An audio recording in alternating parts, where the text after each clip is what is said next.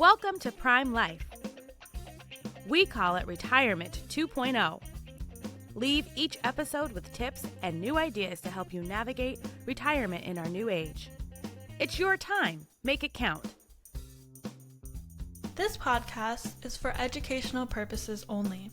It is not intended as medical, investment, or financial advice. We do not sponsor or endorse any of the individuals, companies, products, or services featured on this podcast. Any statements or opinions expressed are of the individual who makes them. We hope you enjoy the episode. Hello, everyone, and welcome to another episode of the Prime Life Podcast. This is Joseph Katz, and I'm here with my co-host, Mary Crean. How are you, Mary? I'm doing great. How about yourself? Always great when I'm hanging out with you for a little bit of time during the day. It's good times. That's a nice compliment. I really appreciate that. And I swear I didn't pay you to say that. You'll get my invoice at the end of the month. Okay. That's all right. It's worth paying for. I know we have a guest for today's show that is somewhat familiar to some of our listeners. Would you do the kind honors of making that introduction? Absolutely. I've known this guest for many, many, many years. I think since middle school, funny enough, something crazy like that. But he's an amazing professional, and I'm really excited to introduce attorney Dan Tully. He's a partner at the law firm of Kilbourne and Tully, the Connecticut elder and disability law firm. Dan Tully is a former assistant attorney general for the state of Connecticut. He's a former national chairman of the National Academy of Elder Law Attorneys Senior Rights Political Action Committee. Dan, welcome back to the Prime Life Podcast. Great to be back. Tell our audience a little bit about your work at a high level, and then we're going to jump right into some really interesting questions. Well, what we do here, and we have 4 different firms around the state, 4 different locations, kind of dovetail from my experience at the Attorney General's office where we handled Medicaid fraud cases and prosecutions. And what we do now is show families legally, ethically, how to protect what they've worked their lifetime for and get the best care possible. And what we've seen over the years is that there's been enormous growth as the baby boomers have aged. And you may be surprised to find out next year the baby boomers will start turning 80. And there's about 70 to 73 million baby boomers in this country. So it's a big market and there's a lot of things going on. And we really enjoy what we do, really enjoy it. So we've been lucky to have been doing this 35 years next spring. Wow, that's amazing. That's amazing. Yeah, I'm assuming when you talk about the baby boomers, a lot of people have heard about the great wealth transfer. So I'm assuming a lot of what you do is protecting that wealth. Maybe you can explain how this all plays together. Sure. What we do an enormous amount of is asset protection planning. We do traditional estate planning, but what we do is if someone needs home care, if someone needs nursing home care, we show them how they can protect those funds because there's an awful lot of disinformation out there. And many times people think, oh, I've got too much money, I've got too much wealth, I can't become eligible for those benefits. Over and above that, we also do look at tax planning and making sure that people aren't paying more than they absolutely have to. But the bigger crisis, it seems like these days, is if someone needs long-term care, and Connecticut is one of the most expensive states in the country for the cost of long-term care, in that we could easily average $20,000 a month for skilled nursing care for a family. That can do a job on your long-term care savings in a short period of time.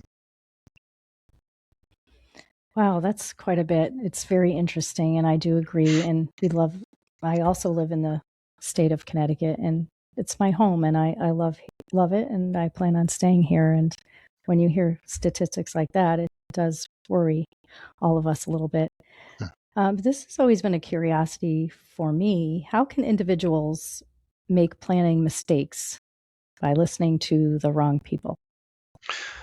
Oftentimes, family members, friends, acquaintances can be well-intentioned and be distributing totally incorrect information. We see it every week that we're in the office, and people are well-intentioned, and they're just telling people that the wrong planning issues for Medicaid, Title 19. There's differences between married couples and if widows, widowers, single folks. And if you get some of that bad information, and sometimes we see it, weeks and months later, where people have spent thousands, sometimes hundreds of thousands of dollars that they didn't have to spend. So you want to be really careful who you're listening to. You also want to make sure that you don't have a conflict of interest with someone. That's something we've been preaching quite a bit in the past 5 to 10 years, because there's been a growth in what we call Medicaid application companies. I'm not trying to paint with a broad brush, but they represent skilled facilities. They wouldn't let a lawyer represent the facility and the individual at the same time. They'd say that's a conflict of interest. So that's what people need to be aware of, is who are you getting your advice from, and do they have a potential conflict of interest with you, because you don't want to be getting something that's a bit shaded and could end up hurting you financially and maybe for other long-term care purposes. So you want to be careful about that. So I know we're not going to get into individual case-by-case situations, but maybe, building on what Mary is talking about, are there some myths that are out there that people just regurgitate to their friends because they heard it from one person that you happen to see over and over and again? We see often, we hear, I have too much money, I have too much assets, I own a home, they're going to take my home if I go in there. None of those are true. I mean, if you had multi-million dollars, yes, maybe you have too much assets, but many times we can get families eligible who have $2, $3, $4 million. There's legal and ethical ways to do that. There's many different times people are just saying, "Oh, it's too late. I'm already in the nursing home."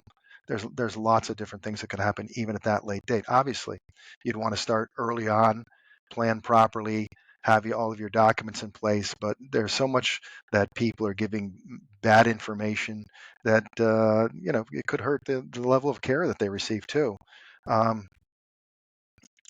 Obviously asset protection is best if we start early on, but that does not mean that if you haven't, that it's too late and there's nothing that can be done. So I just want to follow-up question here. You introduce yourself, Connecticut attorney. Is Medicaid a state by state issue, or is it a federal issue? Just so everyone's clear on how this works. That's a great question, Joseph. Medicaid is a federal program, but it is administered differently in every single state. And unfortunately, to tell you, here in the state of Connecticut, we're much more aggressive than our neighbors, New York and Massachusetts. Florida is like Disney World compared to Connecticut as far as the things that they allow you to do and protect. And it's been that way for a long, long time, and I don't see it changing anytime soon. But that's when some of the problems come. If you're talking to your cousin from Chicopee, Massachusetts, and you're here in Hartford, Connecticut, totally different rules. And there's going to be a lot of confusion there, and people need to be aware of that, that their son-in-law practices law in Louisiana. Well, that's not Connecticut. So there's comparing apples and oranges. So I guess a key point for everyone to really remember is they have to find a lawyer who specializes in their state's Medicaid rules. Is that a fair statement? Absolutely, because every attorney is not an elder law attorney. Someone may do estate planning, but they really don't work with elder law. The Medicaid program is changing all the time, and if you're not staying on top of it, you could be giving out horrible advice. And there's a lot of big changes coming on down the road too. So you want to be aware of that and protect yourselves.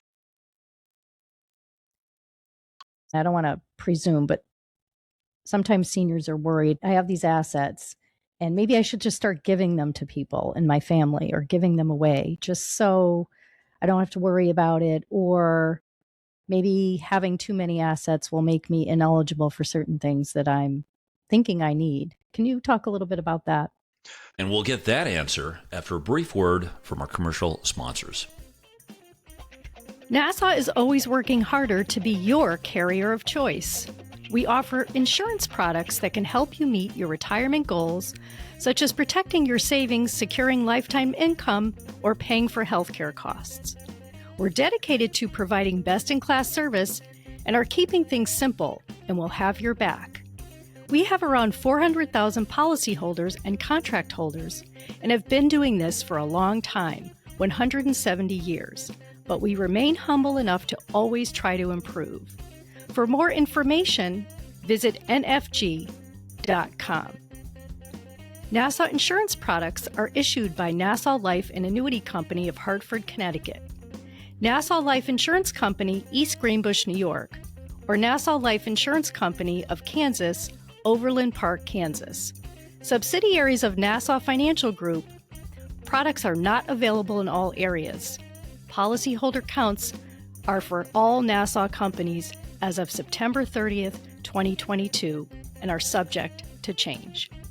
Yeah, we see that quite a bit too, is that oftentimes we have folks come into our office who might even be in their early 60s and they want to start divesting themselves of assets. And we kind of talk them out of it in many cases because they very well will need those funds down the road for health care if they ever decided they wanted to relocate to another state. And one of the things that individuals have to be aware of is legally when you transfer a home, if you transfer accounts into your child's name and your name is not on it, that's subject to divorce, lawsuits. If they're in a car accident and kill someone, even though it's your money and you can show that it went into the kids' names, that is exposed. And we need to be very, very careful when you're doing that and not just getting rid of everything. And you know, as you can imagine, over 35 years, we've seen the horror stories where the money's been given away and every child is not the greatest child in the world. Bad things can happen. So you really want to give a lot of thought and then probably have a consultation with your financial professional, with your accountant, and with an experienced elder law attorney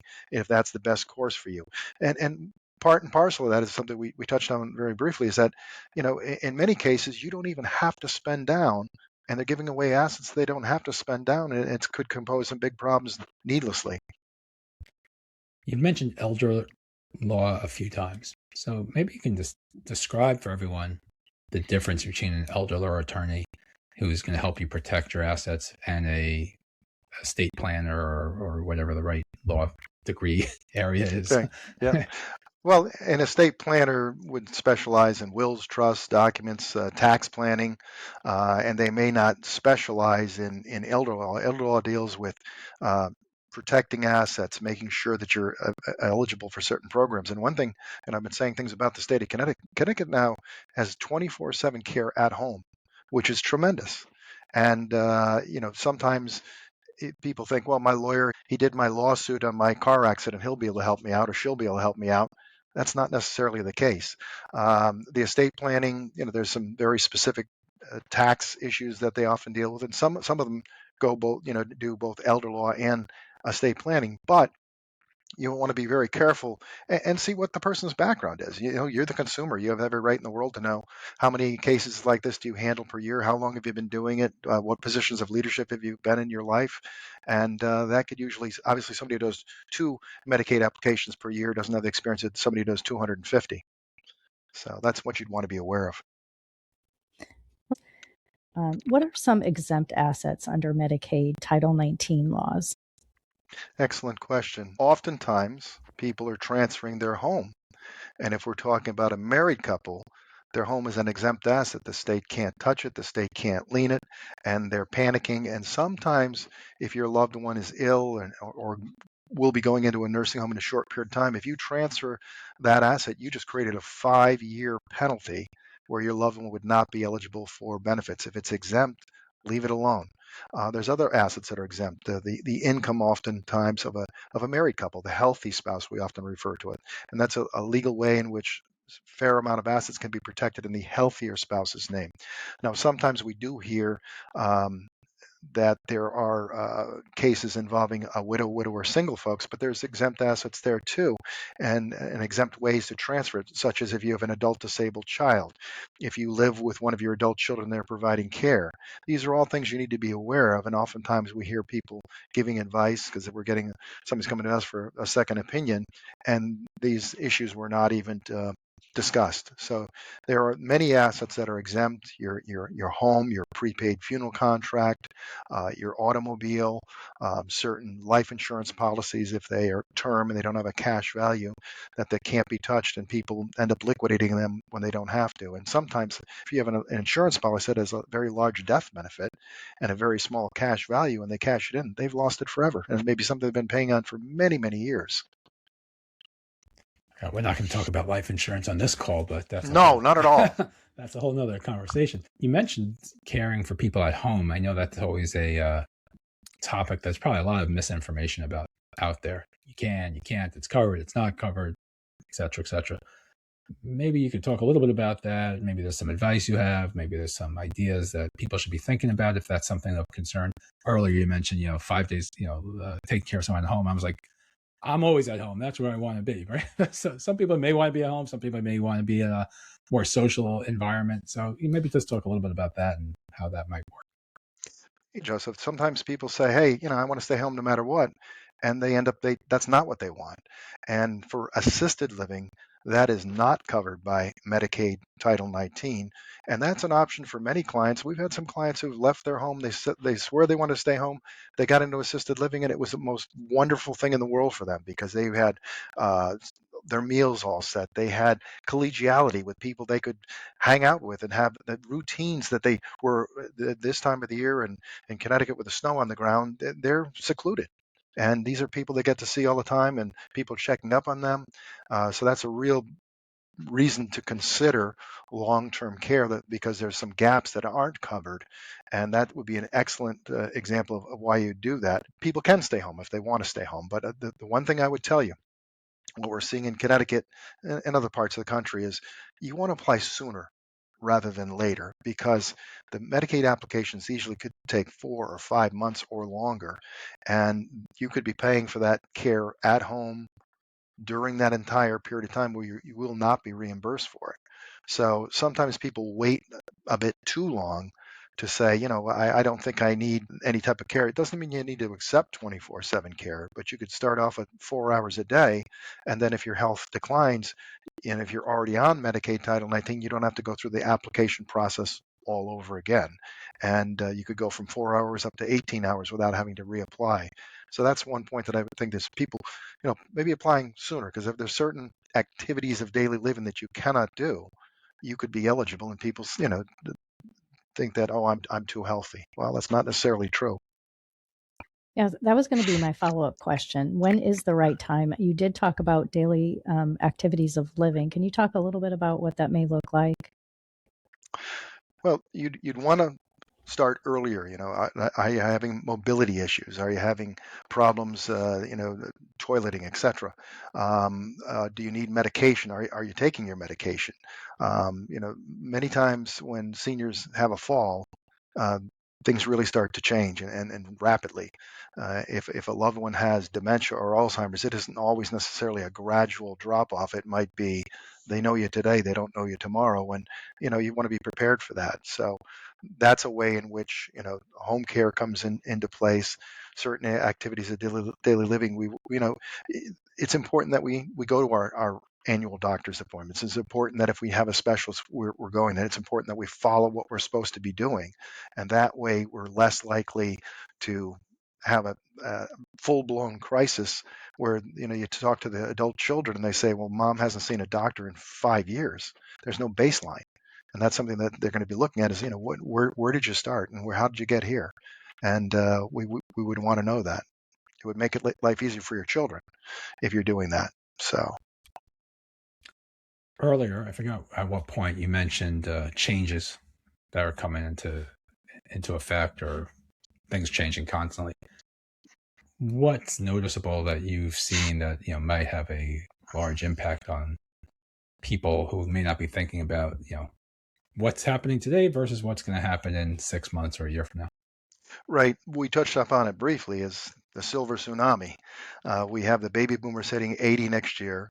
There's 70 to 73 million of them out there, and it's going to become a funding issue. I had a long conversation with a elder law guru friend of mine from Ohio who's known throughout the country, and he was saying you got to keep an eye on 2034 because 2034 is when the funding for Social Security, the reserves, are due to run out. Now, I'm sure they're going to try to address that in advance, and that'd be a whole different seminar. Is when do you take your Social Security benefits?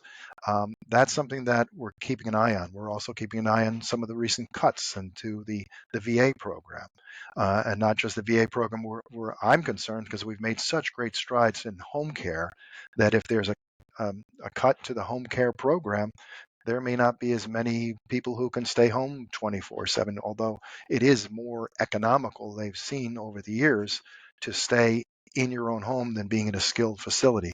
Hopefully, that's something that all of our senior advocates will be pushing for us to try to stop these cuts from happening, because it could have a detrimental effect on our senior population. And some of us, like myself, are getting there pretty quick.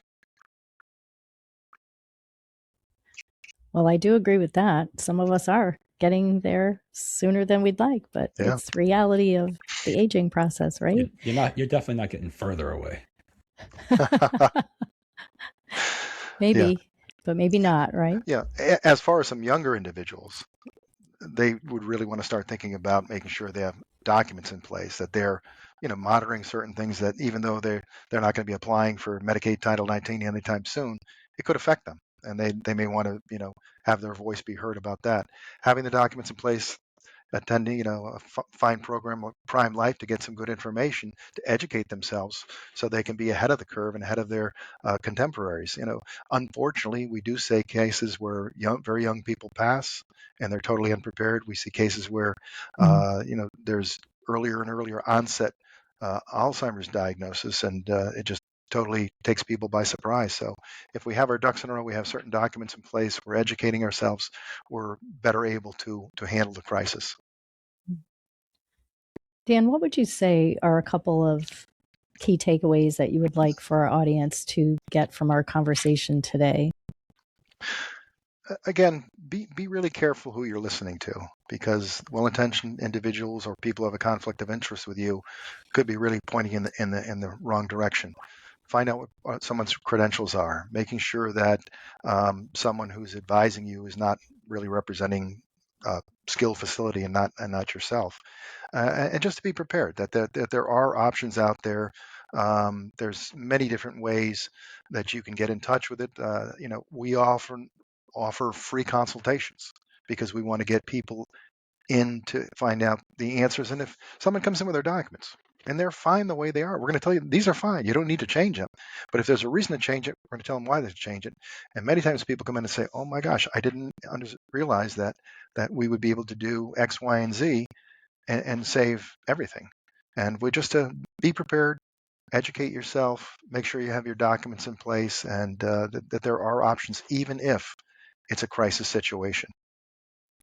Yeah, and it's better to have all your ducks in a row, as you said earlier, than wait for the crisis situation, because so many things change regarding that. And certainly some of us react differently when we're stressed, and we maybe make decisions that we shouldn't, or we listen to the wrong people. So I definitely agree with you on that. So Dan, as we're kind of getting to the end of our conversation, if an individual wants to get a hold of you, what's the best way? We'll put everything in the show notes. Well, one way for a lot of good free information, and we write a newspaper column in 3 different newspapers every Tuesday, is at our website, KTElderlaw, ELDERLAW.com. A lot of good free information there. We even have a brand new packet that we're sending out. It's called the Plain Truth About Alzheimer's Disease. And there's a lot of good free information. If people contact us, we'll be happy to send that out to them. Or they could just give us a call the old-fashioned way at 583-1341, and that connects you to all 4 of our different offices, Glastonbury, Bristol, North Haven, and Stamford. So it all comes into the same line, and we'd be happy to help them out. Wow, you've really branched out over the years. Congratulations. Thanks very much. I mean, I love what you're doing. And usually our final question is, why do you do what you do? We've asked you that before, but let's shift a little bit and say, as you're also moving on, you've got a beautiful family, grandchildren, you and I have chatted about that. What's the one thing that you can point to that brings you great joy with this work? Helping to protect families. And one of the reasons is people like this little guy right here, who's the newest addition to our family. That's our grandson, Jack. And, people want to provide and pass something along to the next generation. And that's exactly what I want to do also. And it brings me great joy when I can help people protect what they've worked their lifetime, but first and foremost, getting the best care possible and knowing that it's being done correctly, and that, people get up early, go to work really hard for year after year after year. And it's heartbreaking to see them potentially lose everything they've worked their lifetime for in a short period of time, and possibly lose it because they got bad information. It's very gratifying what I do, and I plan on doing it for a long time still. That's what we like to hear on Prime Life Yeah. Podcast, right, Joseph? That's awesome, Dan. And it's a great picture of your grandchild there. It's got some spiky hair there. Yeah, I love it. I know. It makes it adorable. Well, I appreciate you taking time to join us again. Definitely some food for thought for everyone, regardless of how old you are or where you are in this process. To all our listeners, thank you for joining us. Tune in next week for another episode of the Prime Life Podcast, and be sure to tell some friends about the show and give us a thumbs up and a like wherever you're listening. If you like us, if not, tell us what we're doing wrong. We like to improve all the time. Yeah, tell us what we're doing wrong. Or what you want to hear. It's a great resource. It's a great resource. Thank you guys for doing this. Oh, thank you for coming back to the Prime Life Podcast. We really appreciate your time today, Dan. We know you're busy. Thank you, guys. Thank you.